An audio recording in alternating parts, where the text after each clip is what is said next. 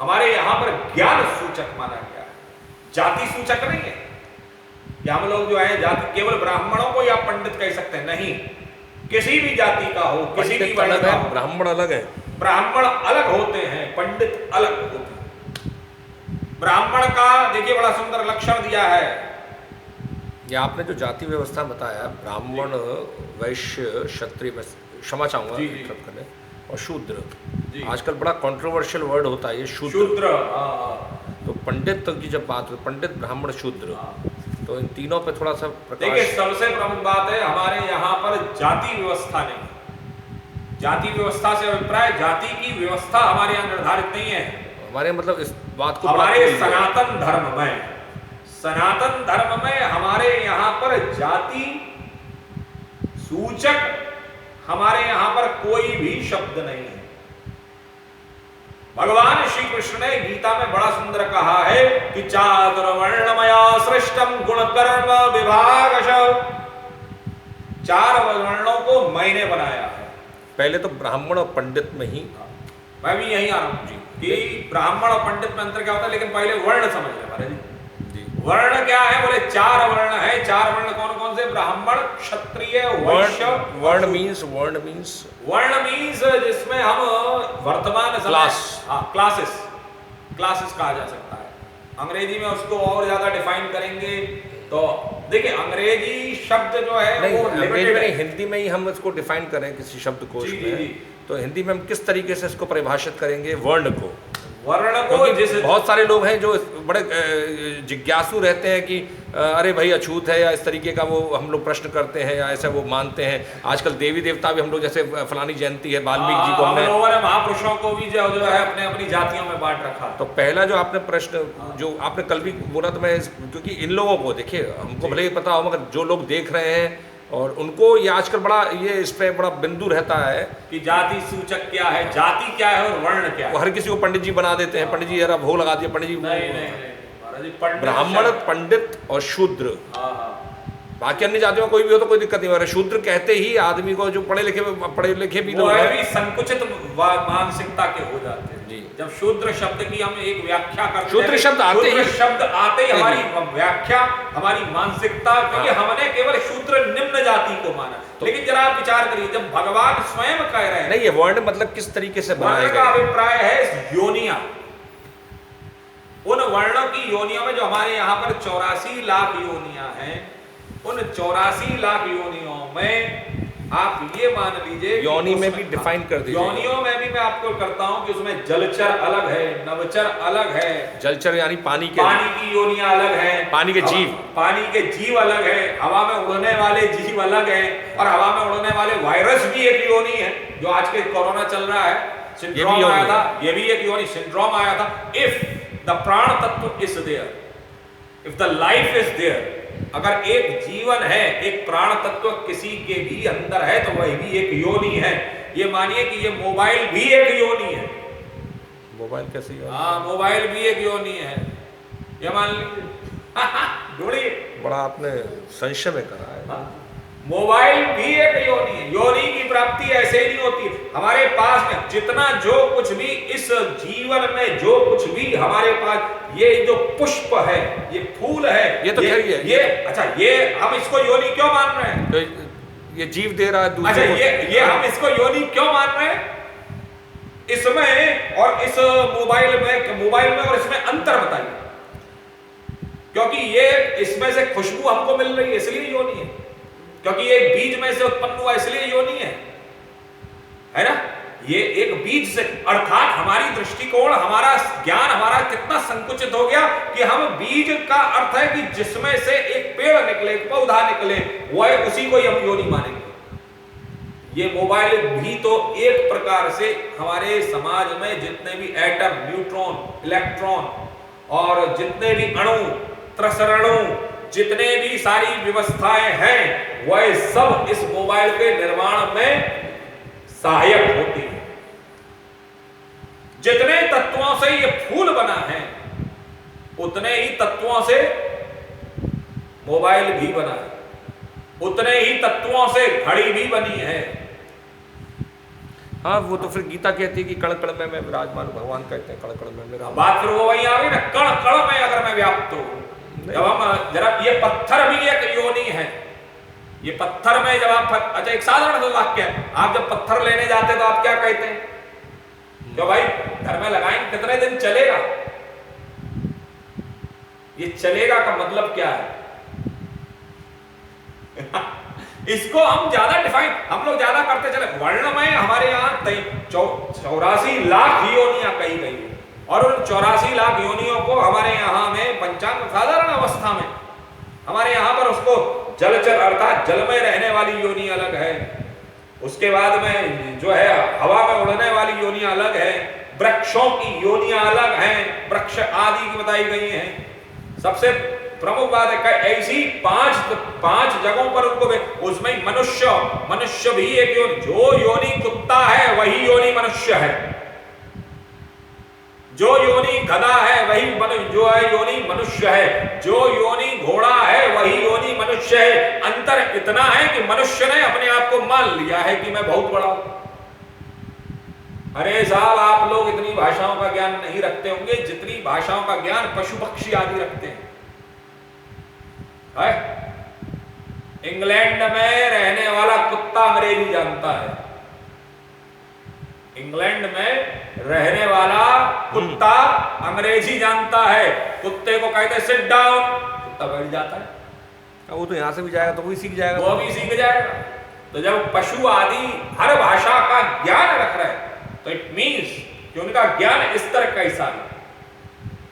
जरा विचार करो, हम लोग उस तत्व में योनि का अभिप्राय जिसमें हमने जन्म लिया और वर्ण का अभिप्राय है उसको थोड़ा सा क्लासिफाई कर दिया। भगवान ने कहा योनि में व्यक्ति जाता है अपने कर्मों की वजह से जाता है, वर्णों में जाता है बोले वह भी अपने कर्म के अनुसार ही जाता है, लेकिन उसमें एक तत्व बढ़ जाता है गुण कर्म विभागशः कि चातुर्वर्णमया सृष्टम गुण कर्म विभागशः।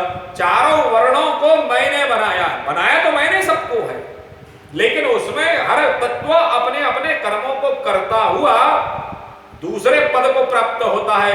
लेकिन यहां पर श्रीमद् भगवद गीता में भगवान श्री कृष्ण ने बड़ा सुंदर कहा, यहां पर मनुष्य जाति में और मनुष्य जाति में भी वर्णों में चार ही मनुष्य जाति के वर्ण होते हैं। मनुष्य जातियों में महाराज जी चार ही वर्ण होते हैं।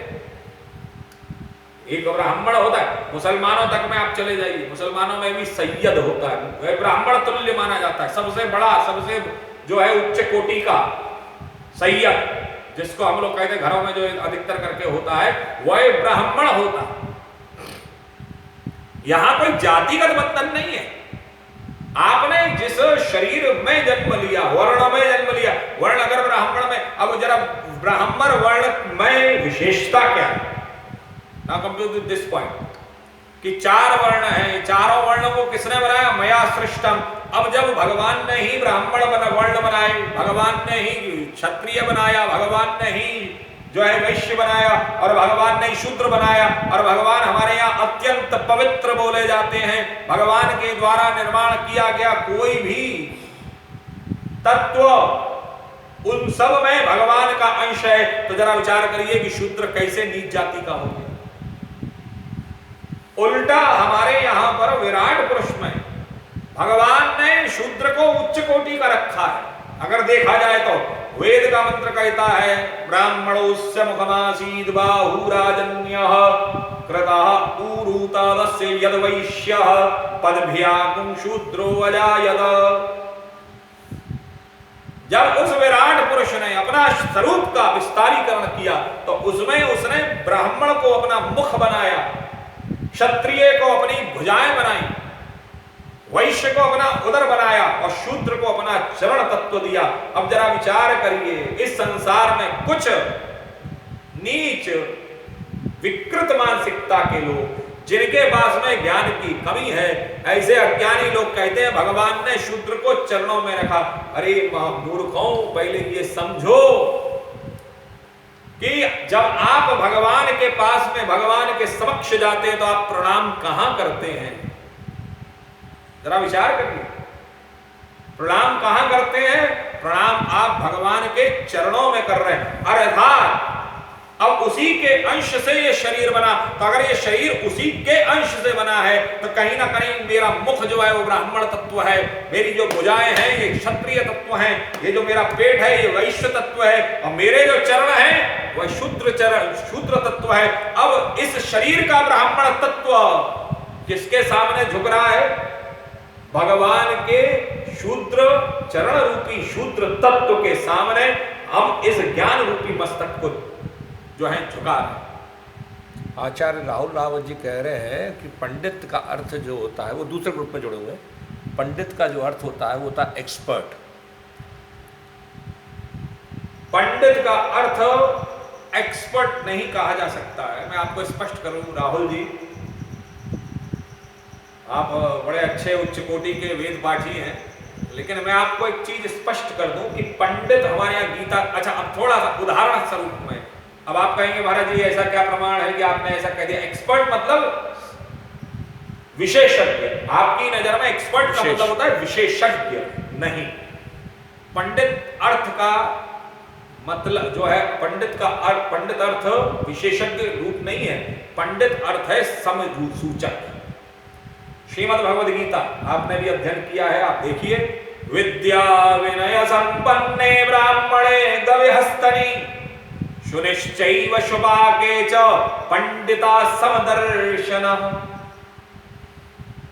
क्या कहा गया है? विद्या विनय संपन्ने, विद्या और विनयता में जो संपन्न है, ब्राह्मणे गविहस्तनि, ब्राह्मण में, गाय में और हाथी में, शुनिश्चैव शुभागे च, कुत्ते में और चांडाल में, जो व्यक्ति भेद नहीं रखता है, पंडिता समदर्शन, जो समभाव रखता है वह पंडित है, वह पंडित है। जरा विचार करें, वह कौन है? वह पंडित है। ब्राह्मणे गविहस्त, अर्थात सब भगवान ये भी कह सकते थे समदर्शना। देखिए यहां पर भी दर्शन करिए, वर्तना नहीं कहा है कि बर्ताव करिए। बड़ा सुंदर कहा भगवान ने, एक एक अक्षर, श्रीमद् भगवद गीता में एक एक अक्षर उन्होंने इतना सुंदर दिया कि उस अक्षर की हम काट नहीं कर सकते। अगर भगवान ये भी चाहते तो ये भी कर सकते थे कि विद्या विनय संपन्ने ब्राह्मणे गविहस्तनि शुनिश्चैव शुभागे च पंडिता समवर्तना। बर्ताव करो, इनमें समभाव का बर्ताव करो। बोले नहीं, बर्ताव नहीं करना है, व्यवहार नहीं, क्योंकि व्यवहार करने जब आप जाएंगे तो आपको जो है कहीं ना कहीं अकारण कष्ट होगा। जो व्यवहार आप ब्राह्मण के साथ करेंगे वो आप गाय के साथ नहीं कर सकते। जो व्यवहार आप गाय के ब्राह्मण के साथ करेंगे वो आप हाथी के साथ नहीं कर सकते। जो व्यवहार आप गाय ब्राह्मण गाय हाथी के साथ करेंगे वो आप कुत्ते के साथ नहीं करेंगे। व्यवहार वर्तना नहीं कहा, भगवान ने कहा दर्शन करो भैया, इनमें दर्शन करो, व्यवहार मत करो। सिया राम में गोस्वामी श्री तुलसीदास जी महाराज ने इसको और सरल भाषा में कहा है। बाबा जी बोलते हैं सिया राम में सब जग जानी और करहूं प्रणाम। क्या कहा है? करहूं प्रणाम, सब में को प्रणाम करते चलिए, सबको प्रणाम करते चलिए। ये तो बहुत आगे का भाव है, बहुत आगे की व्यवस्था है कि जब आप उनके साथ आपने वो उनके जैसा आप व्यवहार करते हैं। जो ब्राह्मण है, ब्राह्मण की व्याख्या बड़ा सुंदर क्या, अध्यापनम अध्ययनम यजनम याजनम तथा दानम प्रतिग्रहम चैव ब्राह्मणा षड्लक्षण। ब्राह्मण के 6 लक्षण कहे गए। बोले जिनके अंदर ये 6 लक्षण विराजमान विद्यमान प्रतिष्ठापित हो वही ब्राह्मण है। ब्राह्मण कौन है? बोले जो अध्ययन करता हो, अध्यापनम, जो अध्यापक हो, पढ़ाता हो और पढ़ता हो। केवल पढ़ाने का काम ना हो, केवल पढ़ाई कराता हो ऐसा नहीं, बल्कि स्वयं भी स्वाध्याय, अध्यापन भी करता हो और स्वाध्याय भी करता हो।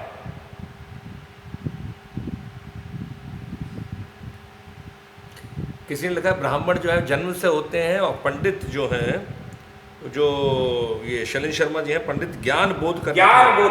ज्ञान सूचक, वही उसी की व्याख्या कि जो समभाव रखे विद्या। देखिए पंडित का दर्शन, मैं आपको लक्षण श्रीमद् भगवद गीता के अनुसार दे रहा हूं, ये कोई मेरा व्यक्तिगत नहीं। जो पंडित होगा, जो ज्ञानी होगा, जो ज्ञान में अग्रणी होगा, उसकी स्थिति क्या होगी? बोले पहला सूत्र है वह समभाव होगा, सबके लिए वह समान रहेगा, तटस्थ रहेगा, ऑलवेज तटस्थ रहेगा। स्थिति क्या होगी? वह तटस्थ रहेगा, उसके मन में किसी के प्रति कोई ज्यादा भेदभाव नहीं होगा। और वो पहला सूत्र क्या दिया? बोले जो पंडित होगा, जो ज्ञानी होगा, उन ज्ञानियों में अग्रणी जो पंडित होगा वो कैसा होगा? वह होगा विद्या से परिपूर्ण, बहुत ज्ञानी होगा। पहला सूत्र दे दिया, ज्ञानी होना चाहिए, जो पंडित है वह ज्ञानी होना चाहिए। अब ज्ञानी के लिए यहां पर कोई जाति सूचक शब्द तो है नहीं पंडित, वो ज्ञानी अगर होता है तो कैसा? बोले ज्ञान हो तो चलेगा, बोले नहीं।